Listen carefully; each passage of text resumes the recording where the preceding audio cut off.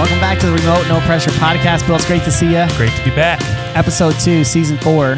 Wow. Where does the time go? Where does the time go? Man, it's great. If you're new here to the Remote No Pressure Podcast, we're so happy that you're here. Please click below and subscribe on whatever platform you're using. Yes. Bill, are you a subscriber to our platforms? Busted. Unbelievable, bro. Yeah, I'm a subscriber.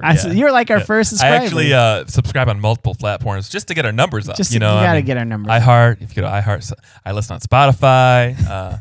Apple Podcasts goes straight to my phone. And then, of course, YouTube, because got to watch that YouTube. Yeah. And we've had an awesome marketing campaign going on right now. Go to our website, remotenопроpressure.com, sign up for our mailing list or whatever. But I know that our audience has grown significantly over the past couple months, even when we weren't on the air because we were marketing so much. Mm-hmm. So if you are new here, we're so happy that you're here. We're so glad. I'm legitimately excited and humbled that you click on the listen button. It's just like when on our website. So what happened was, COVID just wrecked everything, so we're like, screw it, we're launching products because we lost everything as far as revenue as a podcast, and so we have some awesome products online at remotenopressure.com, and what we've done is we launched a big marketing campaign around that, and our audience has grown a lot. So we're so happy that you're here. If you would like to check out some of our products, we have our mugs, we have our decals. I'm wearing one of our moisture wicking shirts right now. If you want to take a look at it, it is Bigfoot inspired. Leave no trace. Bigfoot inspired shirt. And Bill, you're a fan of our products. I am. Now I like the Bigfoot shirt as well. You got the army one. Yes. The army color. Yep. And that one's our softest. It's actually a tri-blend. It's the softest shirt we sell. That is a nice shirt, too. Do you wear it, or does Jennifer wear it most? No, I wear it most of the time, but and inspired by that, like I was going to come on and say, like, ladies love the shirt. My wife does. I mean, she's the only lady that I wear it around. Ladies, I mean my wife. Yeah. Little slip there, little Freudian slip. I'm a ladies' man. No, actually, you're not, Bill. You're not a ladies' man at all. You have one lady, one love of your life. Her name is Jennifer Giesman. You're the geese man. I'm the trout man. I always think that's funny. I know. Sometimes I forget about that. I'm the trout man. He's the geese man. So he's going to start a goose hunting podcast, and his last name is Geese Man, and he's going to start pronouncing. I pronounce it that way sometimes to people. Do you ever pronounce it that way, Geese Man? Yeah, like especially on phone calls. Oh yeah. They're always like Eastman. Like, no, Geese Man. Well, we have a lot of exciting things coming up right now. Be sure to go to our website, remotenопроpressure.com, check out our products, obviously, but also our bands in the studio, Jeff Trauman and the Parachute Adams Band. We're actually going to be in the studio coming up here on October the 9th, starting to record some of music from our next album. I'm super excited. Whatever happened to our old house band? Well, they disbanded? Fecal Discharge. They broke up. Oh. They were kind of a fluid group as it was. A lot of people coming in and out, and in and out. They just couldn't get their, they just couldn't get a solid group together. Their poop in a group. The house band Fecal Discharge, once they got while the lead singer went off with the Big Toe Peep Show. Whoa. What's the dude's name? The lead singer for there, Bilbo Baggins, and the Big Toe Peep Show. So the lead singer from Fecal Discharge ran off with that band, and then the band just kind of fell apart. They were kind of soft, anyways. Yeah. No, but the real band, the Parachute Adams Band, is going to be recording. We're doing drums and bass on October 9th at a studio here in Grand Haven. Super excited. You going to make it out, Bill? You going to be there with us? I'm not sure yet. You're going to definitely be helping us produce that, and I'm excited about it. Man, you're just such a talented guy. See, you can't take compliments for all. I'm going to tell you, I appreciate you, man, and the quality of this podcast and everything. You're listening, whatever. It's because of Bill. Because when I tend to do it, it just sounds like. Well, let's just say go to season 1 and listen to that, and that'll give you an idea of, because you came on season 2. Yeah, we're on season 4. Have you ever listened to the first episode you were on? Yeah. Of season 2 or of season when 2? You interviewed me in season 1 of season 2. No, I have to go back. I haven't looked back at that in a long time. You should. It's interesting. Season 2, episode 1 is Bill's first episode on the Remote No Pressure podcast. I listened to it the other day, and I was like, man, that was a lot of fun. and you can tell you're just kind of like you haven't gotten your groove yet. Yep. And it was like now you're just one of the guys. Yeah, just hanging out. Just hanging out, you know. So it's really cool to check out. But right now, in other news.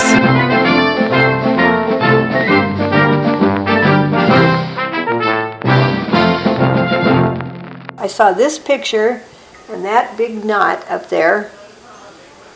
That's all I saw, and I knew it. So this was one of our favorite news sources. This was from Coast to Coast AM. This is a great radio broadcast to listen to if you can't sleep in the middle of the night because it'll give you nightmares. And this particular one was inspired by our mascot. We're still looking up names for our mascot. Names for our mascot, yeah. But flag braided by Sasquatch showcased at Nebraska Bigfoot Museum. We watched the video. That's what we aired the audio from momentarily. And just a minute ago, I'm sorry. Talked about an American flag discovered mysteriously damaged over Memorial Day weekend in Nebraska is now being showcased at a Bigfoot museum, which suspects that Sasquatch was to blame for the strange incident. The curious case first came to light last month when Harriet McFreely, owner of the Bigfoot Crossroads of America Museum, examined the Old Glory and posited that the famed cryptid was responsible for shredding and seemingly braiding the flag, which had been flown at the graveyard in the community of Garrison.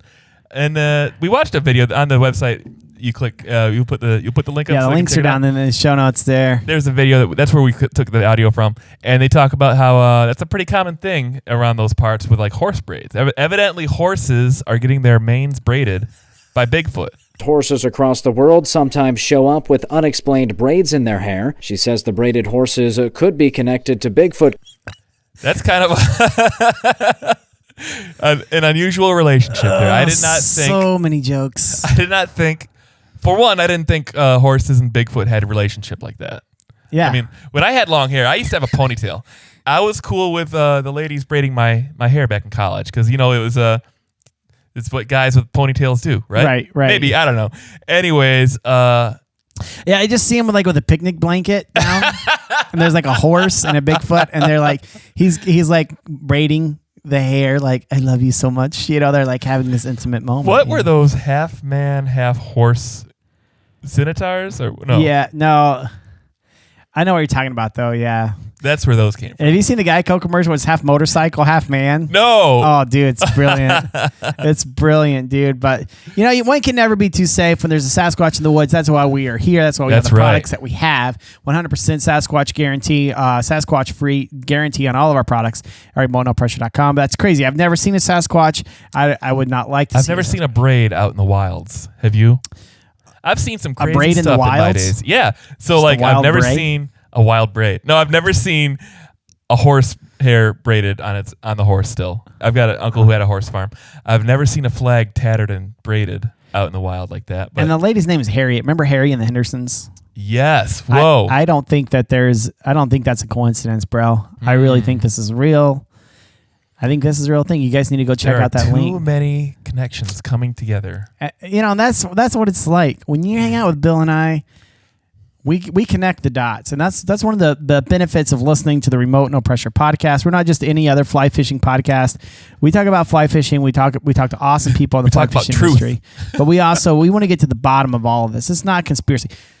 This week on the Remote No Pressure podcast, we actually have two guests. First one is a guy by the name of, and it's kind of a shorter segment here, but a guy by the name of Gerald Barsten, who sent me this interesting contraption. I don't know if we can see it on the camera. If you are on our YouTube channel, you can check it out. It's on the fly. It's this little cube thing. What do you think about it, Bill? That's a really smart contraption. Can people our age use the word contraption? Yeah, I mean, you're over 40 now, so yes. So I guess you can use interesting contraption. Newfangled contraptions. I wonder if this will fit on my walking cane. Huh. No, but in all honesty, it is a pretty cool product. I've went out a couple times with it. It's kind of funny because we have trout camp and everything. And how many times has Accountant Phil broke a rod? Yeah. He's broken. I think Accountant Phil's broken rods on 2 of our trout camp. But But what happens? This would have saved him from doing that. This would have saved him. This $19.95 contraption. I don't get any kickbacks from this. He sent me this free one, and he's a nice guy. And I was like, okay, yeah, sure, so I'll check it out. So he sent this to me, and if you see it online here, let me try to get this call on the fly. There's links down below where you guys can check it out. He's got a GoFundMe. Well, you can pre-order them, I think. Yeah. I don't think it's a GoFundMe, but it's pre-orders. We got links down below. But if you take it apart, what's really cool about it looks like a cube. It's got magnets, so I actually keep it in the trunk of my car. And what happens is you take it apart, and here's the first part right here if you're on the YouTube channel. And there's magnets on the back. It doesn't scratch your car. I used it on my 200,000 mile Camry first to make sure it wasn't going to scratch my paint. It's got beige. It's old man tan. It's the color of my car. So I stuck it on there. You can stick your rod in there, and then you can rig up your rod right there stream side, which is nice because your rod's not falling over. What's so funny? Go on. No, please. Because it looks like you got something hilarious on your mind. No. Go on. Just going to let it rest. Yep. Continue.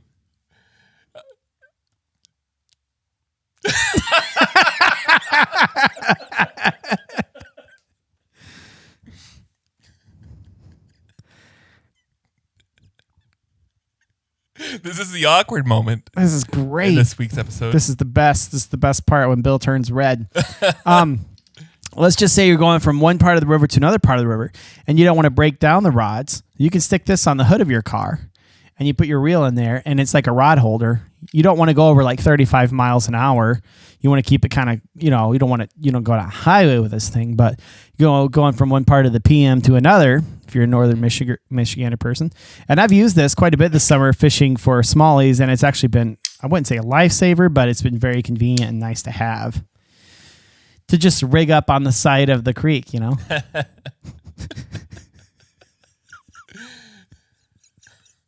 So anyways, we're going to talk to him a little bit about this contraption here, about 5 minutes in there. And then we got Mr. Dustin Scott from Texas. I met him on my trip down to Texas this summer. Funny story, right before, like the day before we went to camp down in Texas,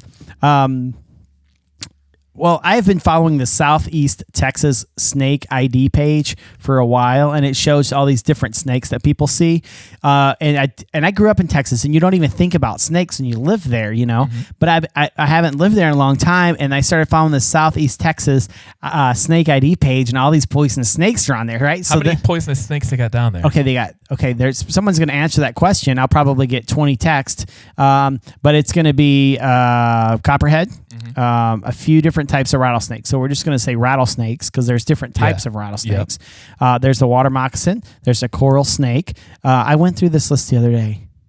There's like five that I know of venomous. And so then, like the night before camp, we're going to Tejas camp with everybody. It's so cool.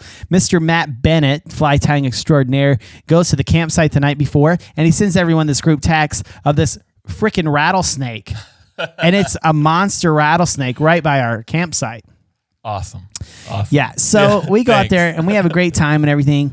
And then that night I'm sleeping in my hammock because I had to take all my gear down there in the plane. So I brought my hammock. So I'm hammock sleeping, and my battery died on my phone. And then it started sprinkling. And it's dark. I mean, pitch dark. And I'm like, what in the world? And so and it starts getting a little heavier and heavier. And you didn't have a tarp, did you? I did not have a tarp. Okay.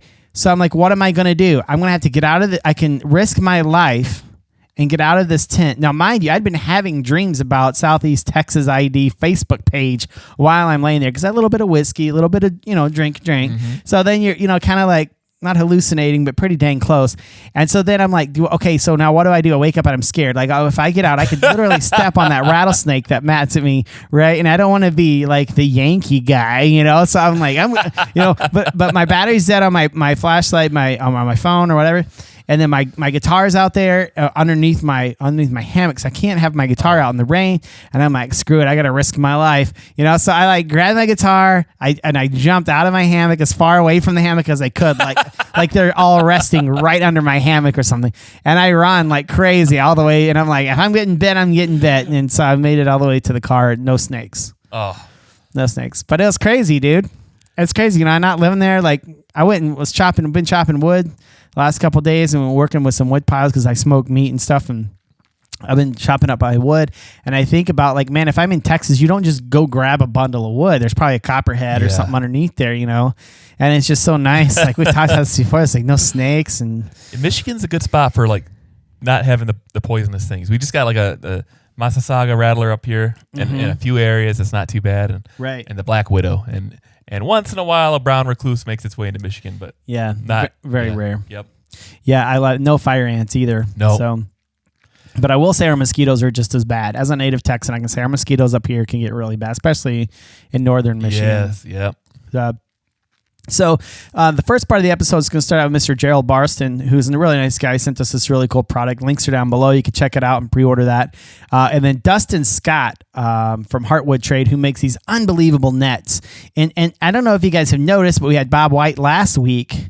We're really focusing on artists and artisan things because I love the arts. I love the inspiration that fly fishing brings, the spirit of that. So be sure to check out Dustin's. He makes these sweet nets, and he's a cool guy. I met him down in Texas, and he's on. Do you carry a fishing net, Bill? Usually, I do. Yeah, I just got a cheap Amazon one. Yeah, strapped to my back.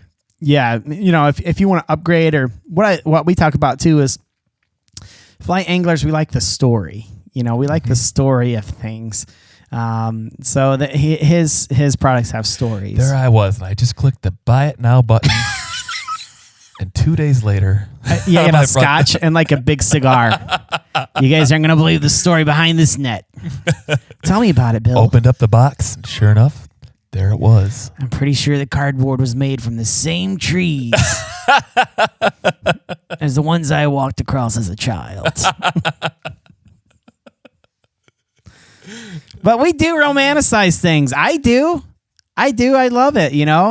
Annie Margarita, made my guitar strap, and all my friends down in Texas have something made out of we're the same like elk skin or something like that. Like some of them have like a real case, and it's all made out of the same hide. Yeah. So we're all friends. It's just really cool. Like the story behind it is what we love. And this is one of those things where this is not an Amazon product. This is something you buy special for someone, a friend of yours, or it's a special gift to someone. This is not something that is just taken for granted. Yes. If you dude, I went steelhead fishing this spring and I lost my net. It was junk, like a big deal. I just replace it, But these are the ones like, these mean something. These have a meaning. So, and Dustin talks a lot about his life, and it's just great to have him here. Welcome to the podcast, everyone. Let's light the fire. Well, today on the Remote No Pressure podcast, I'm very excited to have Gerald Barsten. Did I pronounce that right? Barsten? Is that right? Yeah, that's absolutely right. Okay, great. And it's funny because, Gerald, you reached out to me about a product that you're about to launch. And, I get a lot of products in the mail. A lot of people come in and say, hey, can you take a look at this or whatever? But I was really excited about your product, and I had my doubts. I'll be real honest with you. And then you sent it to me, and I've taken it out a few times. So if you're on our YouTube channel, you can check it out. It's what is this contraption called, Gerald? It's called, there's the name of it. It's called On the Fly Rod Holder. Okay. How did you come up with this idea? What were you? I'm assuming you're a fly angler, and you were just like, something needs to be done about this nonsense. Yeah. So I'm a pretty creative person. I make a lot of things, and actually, if you wouldn't mind, I'll just tell you a little bit about how I started up my company. Sure. I've been backpacking. I've been a backpacker for many years, and I,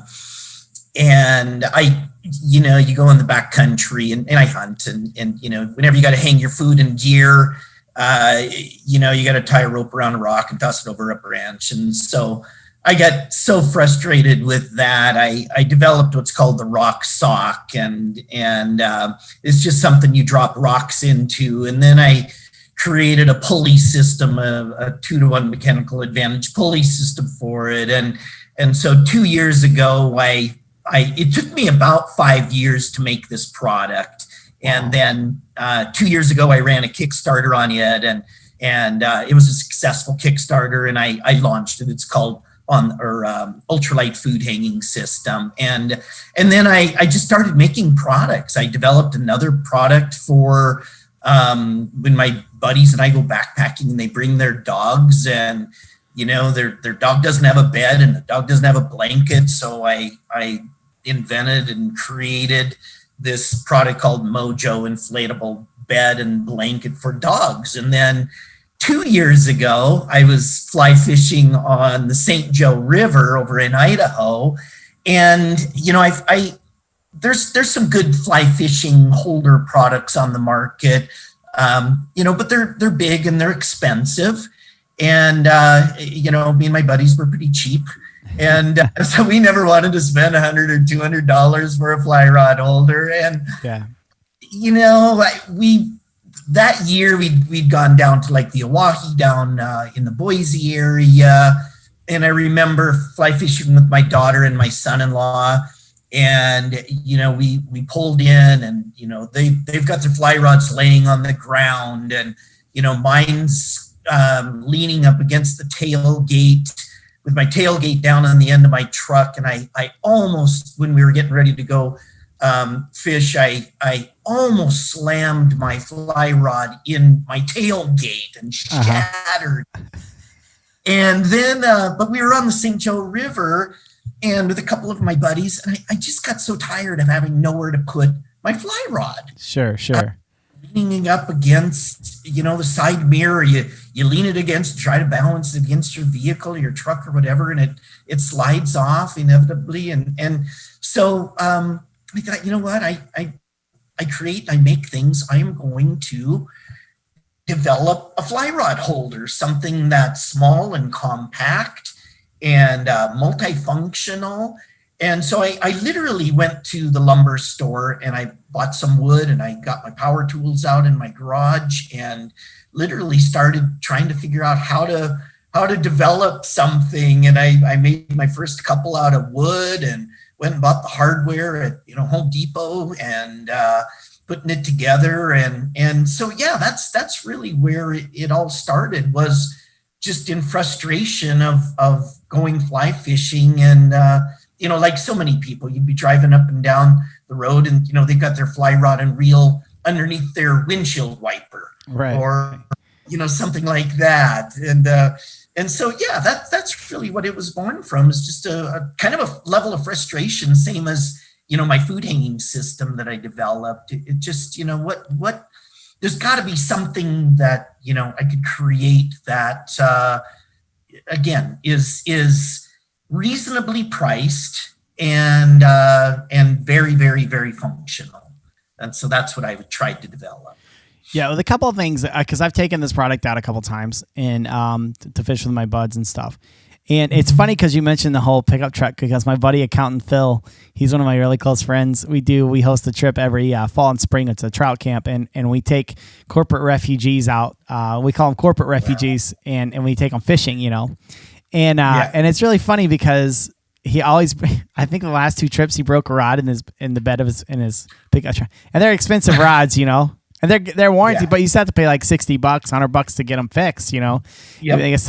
I think it's a rod, they get some more expensive rods, and because a lot of these guys don't fish, they're not paying attention, they don't, they're newer guys or whatever, and so it's almost like you can almost guarantee accountant Phil is going to lose one rod every trip, and he gets so he's so gracious to everybody, but it's still like, oh man, that's my rod, So what I really like about the product is I drive a car, which is not very sexy for a fly fishing podcast host. I don't drive a Tacoma, and I don't drive a Subaru. I drive a Toyota, beige. I call it Old Man Tan. It's beige. It's a 2005 Camry, and so what I like about this product, I didn't mind sticking it to my car, because if you scratch it, it's an old Camry. So I was like, I don't know, because it's got the magnets on the back, but it didn't scratch it. It was totally fine.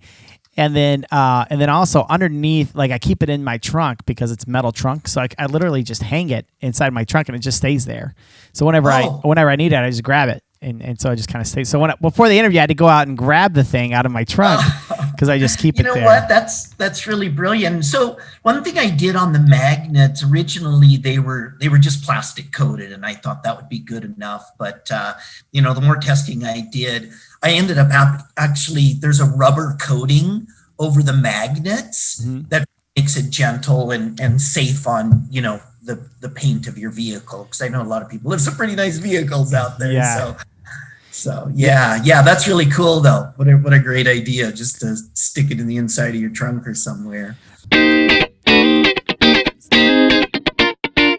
Very excited. This is an interview that I've been looking forward to for a while. Actually, since Henry told me, you should have Dustin on the podcast, and I'm looking at your material, looking at who you are, and then I met you down in Texas this past May, which is an unbelievable trip. But I've been looking forward to talking to Dustin Scott from Heartwood Trade. Thank you so much for hanging out with me, Dustin. Yeah, thanks for having me on. I've never got Duskin. I've gotten them all, though. Justin, I'm sure. Justin, Dawson, Dustin, Davin. Davin and I get confused quite a bit, which is pretty funny. But you guys pretty friendly outside of, like, are you guys pretty close, you and Davin? Yeah, we're pretty close, I'd say. We talk probably once a week, maybe once every other week. But he's got 2 young kids and I got 2 young kids, and we both get pretty busy doing that. But and with the COVID deal, he's signed into a pod, so we've had to keep our distance even more now. Right. Yeah, the COVID's really changed the way we live, and I don't think that's going to change anytime real soon. I think it's going to be more, we're just going to slowly adapt.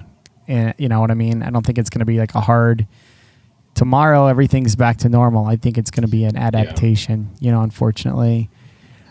Yeah, it's going to have to ramp up a little bit and getting used to shaking people's hands and giving full hugs and all that good stuff. Yeah, there's going to have to be a bumper sticker that says, remember the knuckle bumper or something like that. So there will be, I'm sure it's already in the works. But now we talked a little bit before the podcast started. Now by day, you're a designer, graphic art, a graphic animator, right? Graphics animator. I don't know the right word for it. What is it? Yeah, it's motion design, motion graphic animator, motion designer, those 2 things. But I basically say I work in advertising, and that kind of helps it out. Have you always been a creative, like even through high school and junior high, elementary? Have you always been like a creative type person? It's funny. Davin's actually calling me right now. He heard his ears ringing. But yeah, I grew up in a creative household.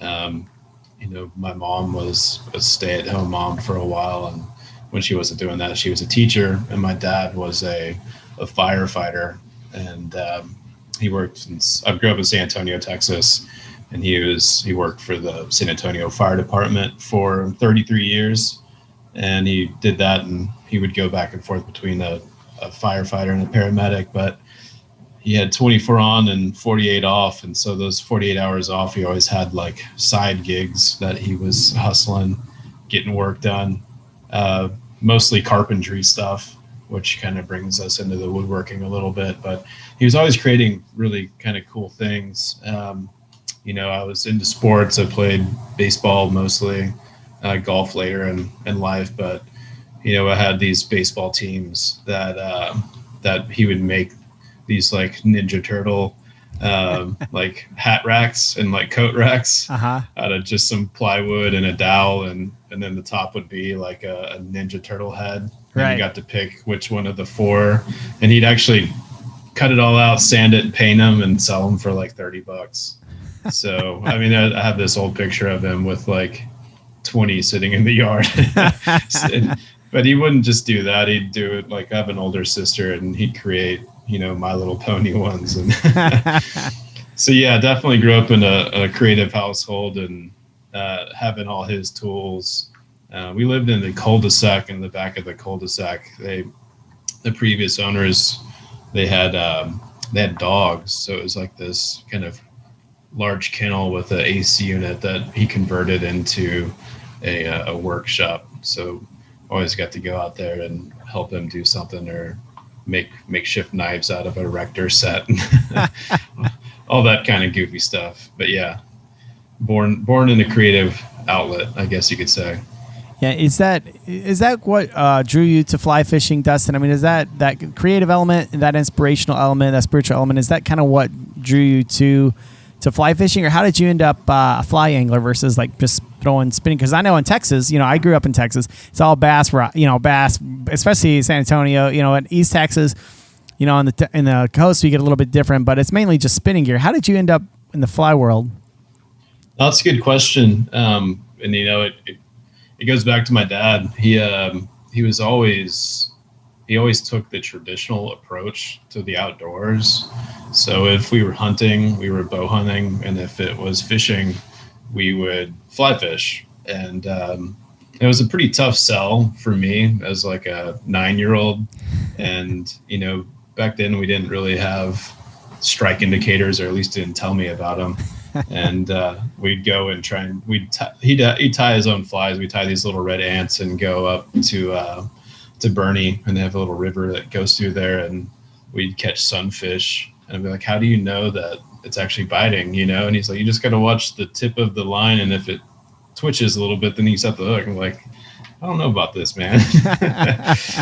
So, but yeah, he always took the traditional approach to the outdoors. And I used to shoot competitive archery a little bit, and I shot my first deer with a bow. So he actually made some longbows.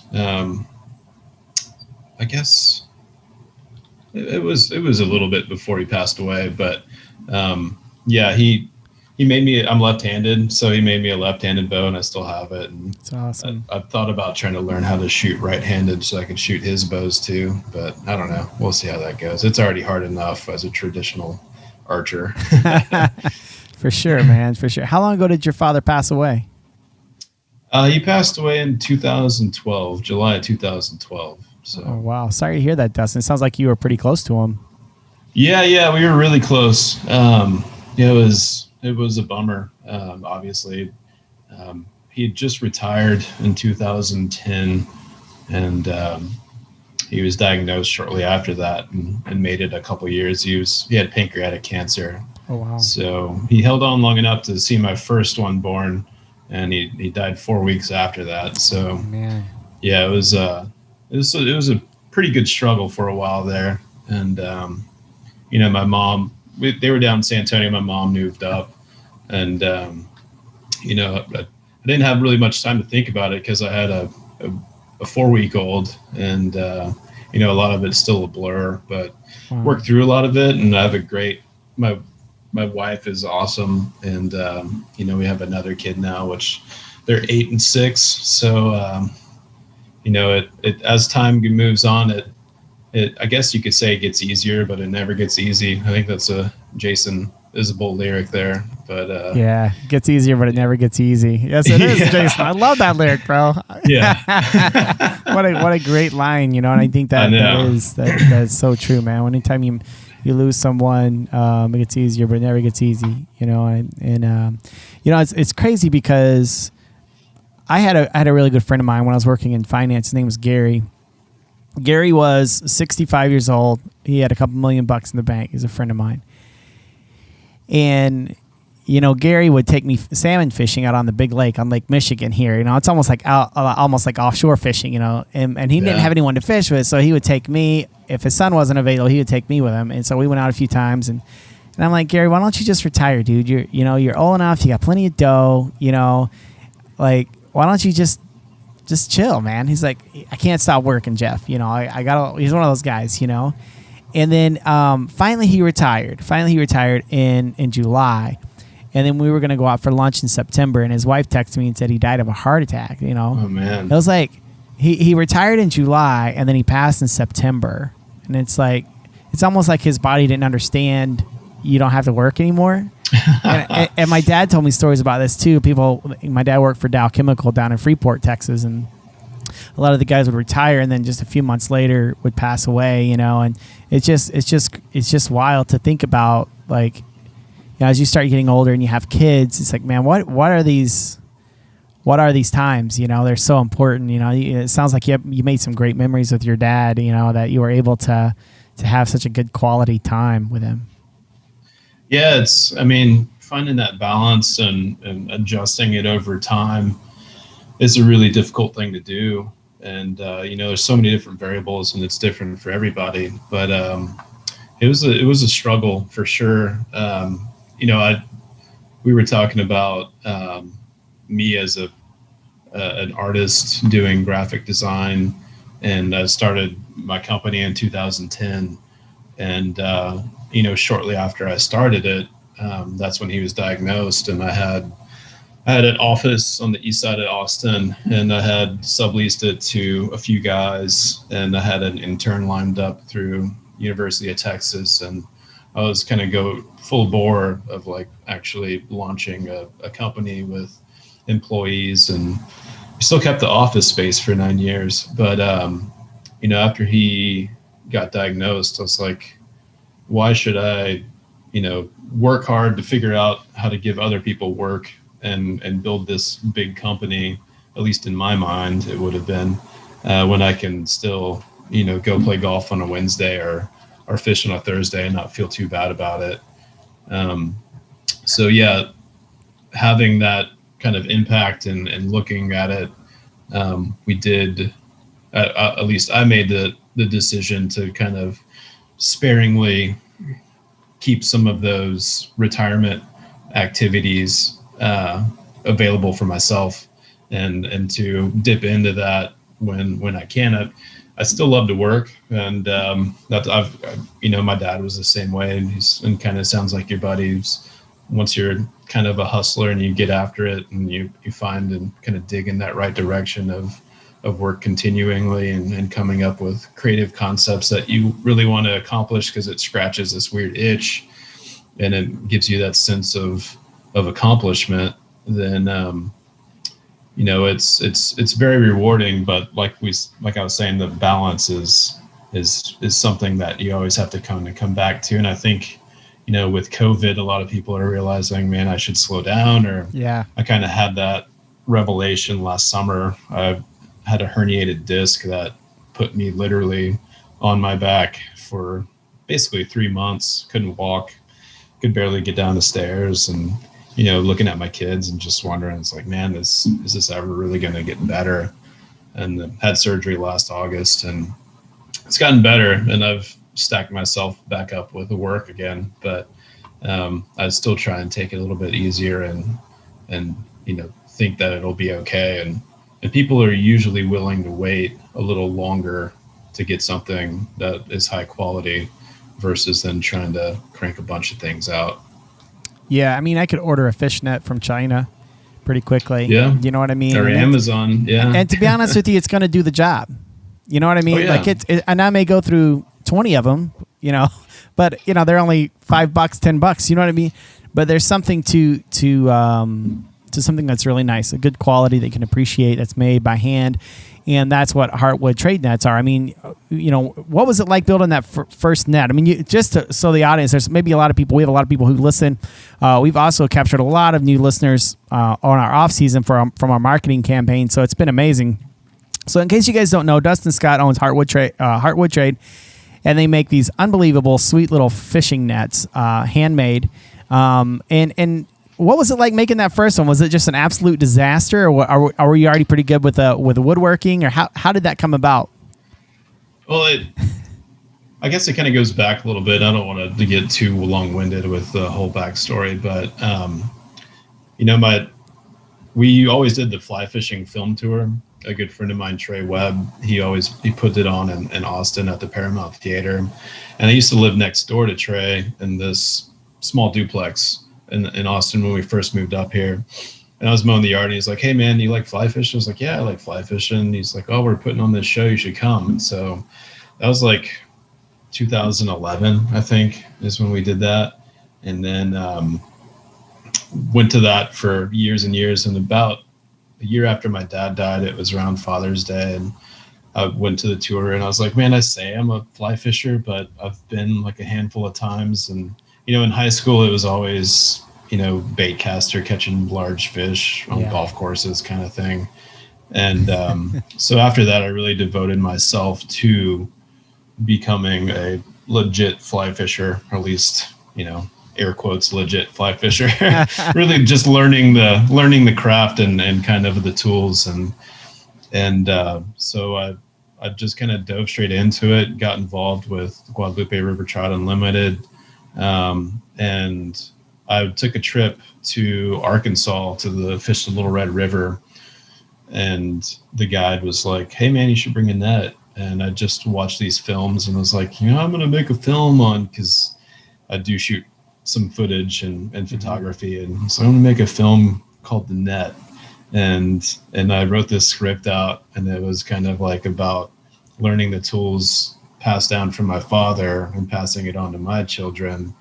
And I completely actually forgot about that until someone asked me, and I told the story. I was like, oh yeah. And I pulled up the script and I was like, man, I was pretty ambitious. And I was very ambitious with the first net, to answer your question. And it was a complete disaster. Like the blade was dull. I got all this really exotic wood that would not bend. And I snapped a bunch. I got one cobbled together, and it had huge gaps everywhere. And lots of splinters, and just the process was rather tough. But I stuck with it. I did some more research and reached out to some people and got a little bit more direction and got some wood that's a little easier to bend. Just, like some maple and ash and walnut, something a little more simplistic with not a lot of features to it. And got one net together, took it on the trip, put some fish in it, and then just built a couple more and started really experimenting with like the handle. And, I used to play competitive golf back in high school, and it was always kind of in the grip.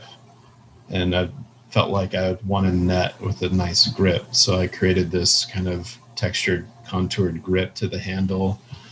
And people started seeing them, and I said, hey man, could you make my dad one? Or he's turning 60, or, this kind of thing. And it's like, yeah, sure. And I charge people $100 for it and make them and send them out. And, it kind of snowballed after that, joining GRTU and being on the board there, meeting a lot of the guys and a lot of the community. And you kind of hear people say, oh, he makes nets, you should check him out. And one of my fellow board members, Michael Racis, he suggested that I enter them into the Garden and Gun Made in the South awards, which Garden and Gun is this cool magazine that comes out of Charleston, South Carolina. And each year they have a Made in the South, and Texas snuck in the South somehow. It's like the furthest West Texas state that they include. Right. And I took some nice photos and sent them off, and I got an email. It was like, hey, you're one of the 4 finalists. We need a couple to take pictures of, and you're going to come out here and we'll treat you to dinner and have a pop-up shop in their office space. And after that, it just kind of, the doors blew off of it. That's awesome. Yeah. I never, growing up in Texas, it's like, and then I live in Michigan. I moved up here in the early 2000s, so people say, oh, you're from the South. And it's like, no, well, kind of, we like our biscuits and gravy, but it's one of those things. It's just different. It's not the South, especially like Austin, San Antonio area. I mean, in Houston, that's pretty close to Louisiana. You're almost getting that real Cajun influence, I grew up eating crawfish, and all that stuff. But once you get especially to Austin, and it's even the terrain changes, and it looks more like the West. It's not the Southern. You're not gonna have the Southern bells. It's just a different. Although Texas women are beautiful, it's just a different. It's not the South, but it's not the West. It's Texas, man. It's its own thing, bro. Yeah, I agree with you. It's like, how do you know somebody's from Texas? Like, because they haven't told you already in the first 5 minutes or whatever. Just like a realtor or a CrossFit guy. Yeah, or life insurance guy. It's funny because I used to sell financial services, and I did okay, and I wasn't great at it. It's one of those things where, because I'm a pretty genuine person, so being, if I'm a friend with you, I'm a friend with you because you're my friend, not because I'm going to try to get something out of you. I don't want to crank a deal, right. It gets really weird. And there's some people that could do it just fine. There's some people that are just amazing at it, and I give them kudos. It's like, man, but I'm like, no one's gonna believe me. Like, I want to be your friend because I'm your friend, But there's this John Prine song, with the illegal smile, where he's broke, and then he realizes all his friends are insurance salesmen. And I'm like, oh man, that's a great line, And that, no stabs at any insurance salesmen that are listening right now. You're doing a fine job, I tell you, providing a great service. But yeah, that's kind of funny. Yeah, that is. I use that joke time. How do you know when someone's from Texas? They tell you.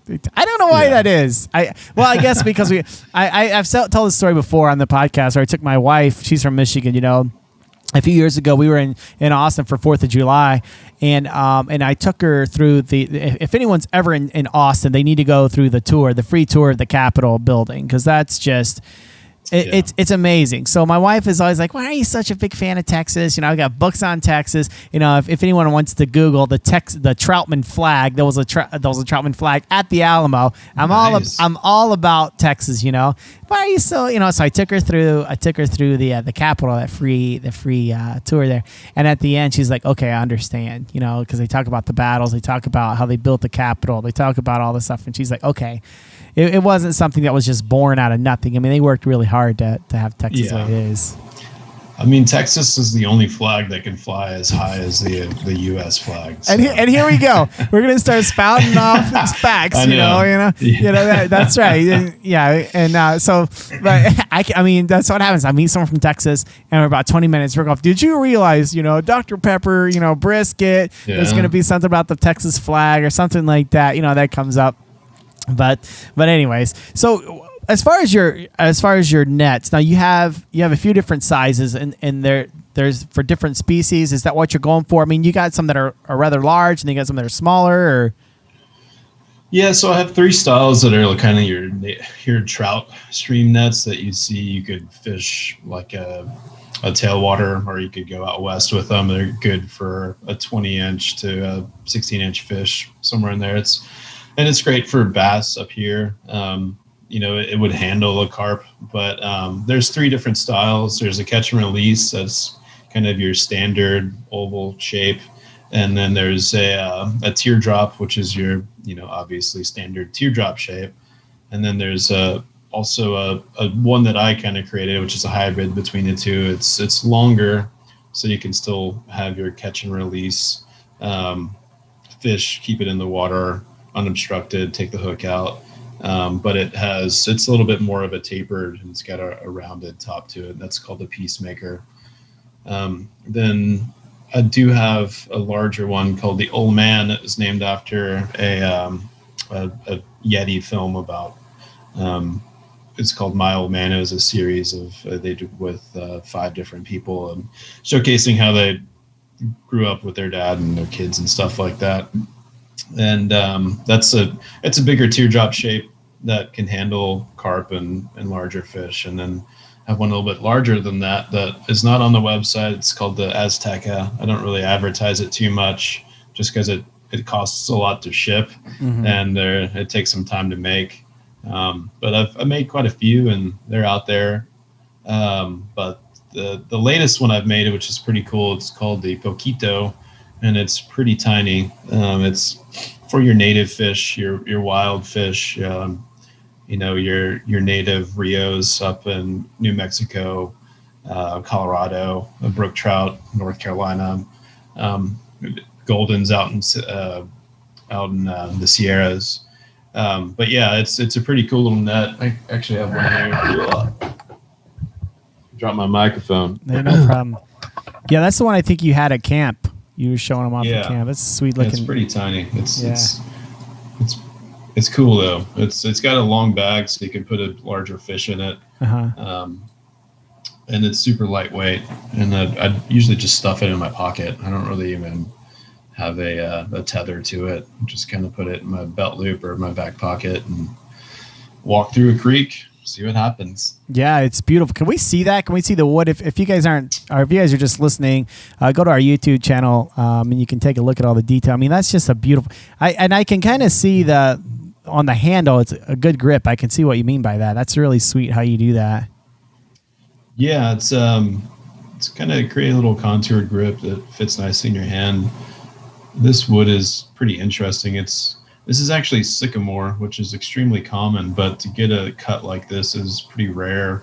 You have to cut the board in a specific way. I don't know if I may be able to, I don't know if this is worth it or not, but I can see the grain on there. yeah, I think my zoom, I don't want to mess it up, but that's okay. Yeah, that's kind of my favorite wood right now, I guess you could say. We had this huge sycamore tree in our backyard growing up. It was, and there's some massive ones at the Texas Capitol if we keep talking about Texas. But it was pretty massive. It was probably 50 feet tall, 60 feet tall, and 4 feet wide. And we'd always, it looks like a maple basically, and the bark kind of falls off of it like a crepe myrtle, and we used to lay underneath it and look up. And so when we moved to our house in 2013, I planted a sycamore in the front yard. So it's grown a lot since then, which is kind of cool, and just to see it bloom. But finding a quarter sawn sycamore is one of the most rewarding things for me lately. In a weird way. Yeah. And to find that grain, and I've made quite a few for people, but I've pretty much run out of the wood. And so I need to, I'm looking on Craigslist. I'm kind of going all over because not that many people really stock it. There's one place in San Antonio that I picked through probably 50 boards and bought one. So wow. It's a cool wood, and it's a native Texas wood, which I do offer kind of a native series / domestic. And that's, the other thing about the nets is there's 3 different styles. There's native, exotic, and then I build some out of whiskey wood, which is reclaimed oak staves from the whiskey barrel that have all the char on the inside, which is pretty neat. That's awesome. That's awesome, Dustin. Yeah, I know. And that's how fly anglers are, kind of romantic with things, you talk about the trees in your yard, and Barclay, he got all this wood from a bowling alley over in Nacogdoches. Yeah. And then he made some rods out of that, and I was like, man, that's so sweet, because, growing up in that, my first, 10 years of my life, I grew up in that whole area, and so I can almost guarantee you I was at some kind of church outing at that bowling alley or something. Yeah. You know what I mean? And my parents probably went bowling there when I was a kid before they split. You know? Right. And it's just a crazy thing. Like, as fly anglers, that's how we are. It's like we like the story. We appreciate the hard things in life, those things that aren't just easy. I asked my friend Matt Peiser, he has the butt fly. I don't know if you remember that. We talked about that last season, but he was saying, what separates fly anglers from spinning gears? It's like the fly anglers like doing things the hard way, and I think that's very true. Yeah, it is sort of a masochistic sport, similar to golf. Yeah. Something that nobody's good at, but they enjoy. But everybody's like, what's the one thing that you would tell somebody to like learning to get into fly fishing? I was like, learn how to untie things. It's like, don't worry about anything else. Just learn how to untie a knot, and you'll be all right. And don't be afraid to cut it off and put a whole new leader on. Yeah. Especially if you're fishing, nymphing with all that mess going on. Oh man, for sure. Well, thanks so much for hanging out with me, Dustin. What's kind of next for you? I mean, do you have anything in the works? Or are you just I know your business is growing. Do you have anything coming out soon, or any announcements you want to make, or anything like that at all? Or where can people find you? And Heartwood Trade at Heartwood Trade on Instagram and Facebook as well. Heartwoodtrade.com. I have a couple new styles that I'm kind of working with. There's a couple prototypes out there. One's it fills a gap between a Peacemaker and the Poquito, which is kind of cool. Don't really have a name for it yet, so we're shopping around some ideas. Chris Johnson of Living Waters is really excited about it. And then I have a larger kind of catch and release style net that's kind of coming out, and and Edgar has one of those, and I don't know what I'm going to name that. So yeah, it's those two kind of, I guess, new net styles coming out. I think there might be some garden and gun stuff coming up this fall, and I don't know. I hope to go fishing more. That's what we all say.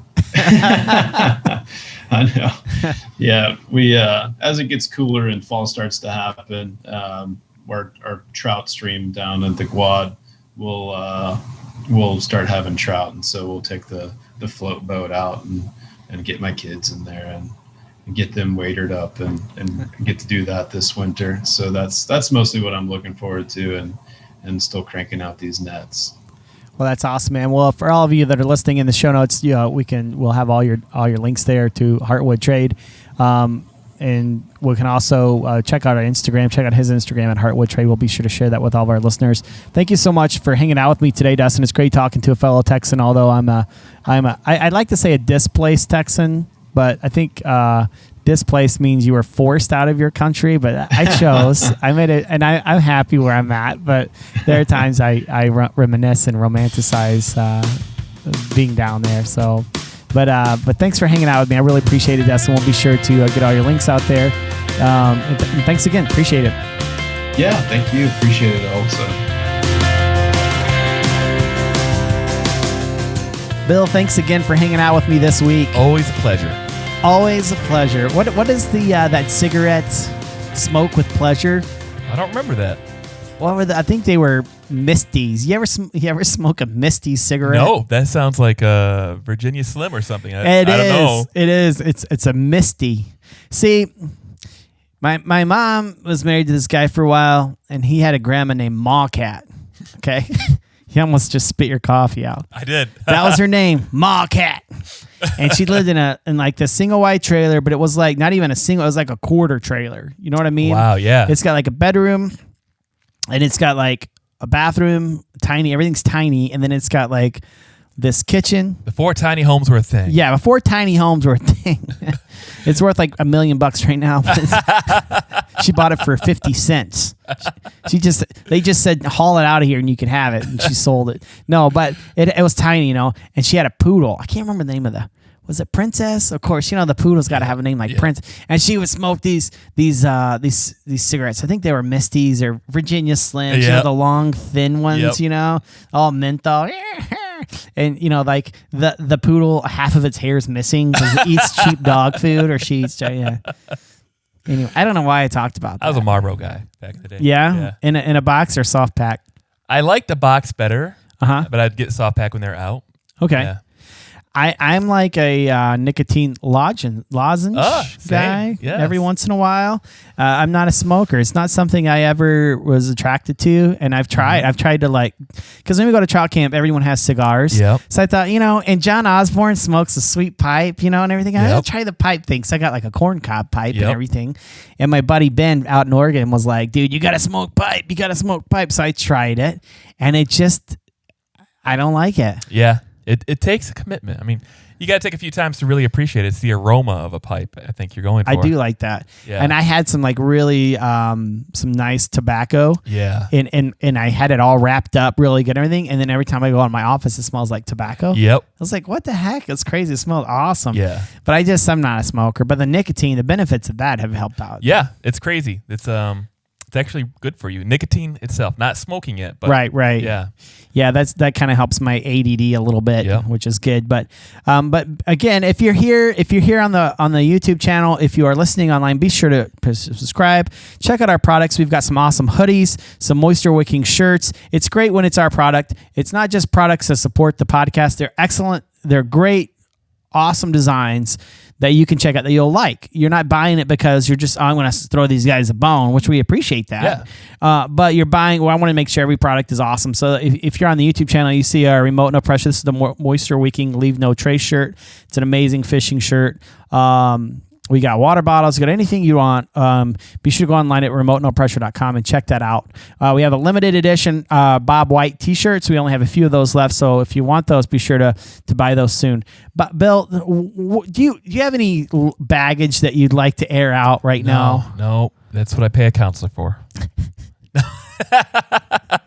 No. You know, that should really be a bit. You got anything left to say? And then you just kind of go off every time, and then we kind of beep it out. Oh, in this political climate, it's not worth. Oh, good. There's so much. Yeah. Nope. No. How about you? I've been meaning to talk to you, Bill.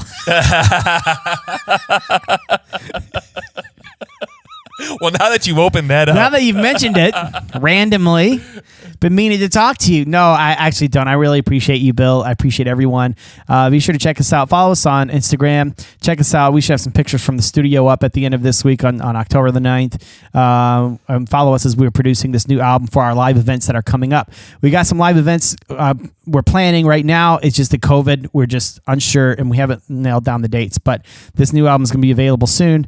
And check us out at remotenoppressure.com. Bill, I love you, man. Thank you so much for hanging out. I love every one of you for hanging out with us today and at the Remote No Pressure podcast. Thank you so much. Be sure to subscribe. And until next time, go fishing.